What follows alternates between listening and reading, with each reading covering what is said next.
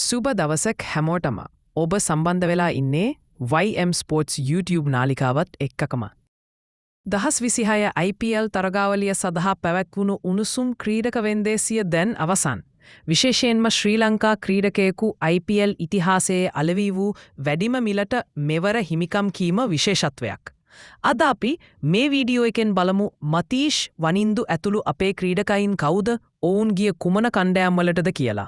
මෙවර වෙන්දේසිය දැවැන්තම පෙරලිය කළේ මතීෂ් පතිරණ. ඔහුව මිලදී ගැනීමට කණ්ඩායම් කිහිපයක්ම සටන් කළත් අවසානයේදී ඉන්දියානු රුපියල් කෝටි 18ක දැවැන්ත මුදලකට ඔහුව මිලදී ගත්තේ කොල්කතා නයිට් රයිඩර්ස් කණ්ඩායමයි. මෙය ශ්‍රී ලංකා මුදලින් රුපියල් කෝටි 61කට අධික මුදලක්. ඒ අනුව මෙවර වෙන්දේසිය දෙවනුවට වැඩිම මිලක් ලැබූ ක්‍රීඩකයා වන්නේත් මතීෂයි. ඊළඟට අපේ ආරම්භක පිතිකරු පැතුම් නිස්සංක. පළමු වතාවට IPL වරම් දිනාගත් පැතුම්ව ඉන්දියානු රුපියල් කෝටි 60කට ශ්‍රී ලංකා මුදලින් කෝටි 13කට දිල්ලී කැපිටල්ස් කණ්ඩායම විසින් මිලදී ගත්තා. එමෙන්ම තුනිරියව ක්‍රීඩක වනින්දු හසරංගව ඉන්දියානු රුපියල් කෝටි 2ක මූලික මිලටම ලක්නව් සුපර් ජයන්ට්ස් කණ්ඩායම සතු කරගත්තා. මාලිංගගේ පන්දු යැවුමේ ඉරියව්වට සමාන ඉරියව්වක් සහිත නුවන් තුෂාරව මෙවර රෝයල් චැලෙන්ජර්ස් බැංගලෝර් කණ්ඩායම විසින් ඔවුන්ගේ සංචිතය රඳවා ගැනීමට තීරණය කළා.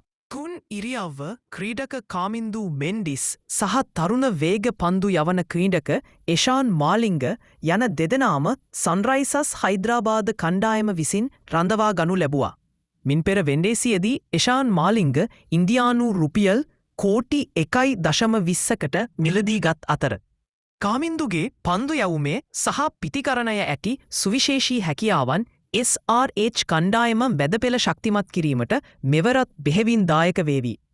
ශ්‍රී ලංකාවේ අත්දැකීම් බහුල වේග පන්දු යවන්නෙකු වන දුෂ්මන්ත චමීරව මෙවර දිල්ලි කැපිටල්ස් කණ්ඩායම විසින් රඳවා ගත්තා.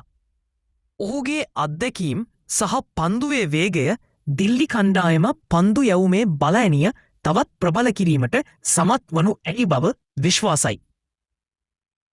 මෙවර වෙන්දේසියේ වැඩිම මිලක් ලැබූ විදේශීය ක්‍රීඩකයා වූයේ කැමරන් ග්‍රීන්යා.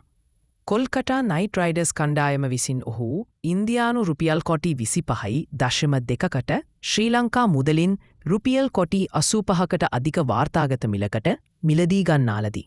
මේවර වෙන්දේසියේදී මෙම ප්‍රබල ක්‍රීඩකයින් දෙදෙනාටම කණ්ඩායම හිමි නොවීම විශේෂත්වයකි.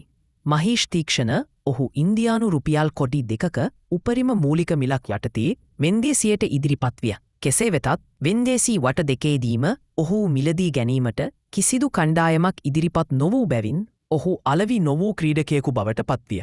දසුන් ශානක මේවර වෙන්දේසියට ඉදිරිපත් වූයේ ඉන්දියානු රුපියල් ලක්ෂ 75ක මූලික මිලක් යටතේ. ඔහුදා කිසිදු කණ්ඩායමක් විසින් මිලදී නොගත් අතර අලවි නොවූ ක්‍රීඩකින්ගේ ලයිස්තුවට ඇතුළත් විය. මහීෂ් තීක්ෂණ, චරිත්ත අසලංක සහ කුසල් මෙන්ඩිස් වැනි ප්‍රබල ක්‍රීඩකයින් මේවර වෙන්දේසියේදී අලවිය නොවීමයි. ඉතිං කොල්කතා නයිට් රයිඩර් කණ්ඩායමට ගිය මතීෂ ගැන සහ පැතුම්ගේ පළමු IPL ගමන ගැන ඔයාලා මොකද හිතන්නේ? පහලින් කමෙන්ට් කරන්න. වීඩියෝ එක ලයික් කරලා ෂෙයාර් කරන්න. ජය වේවා!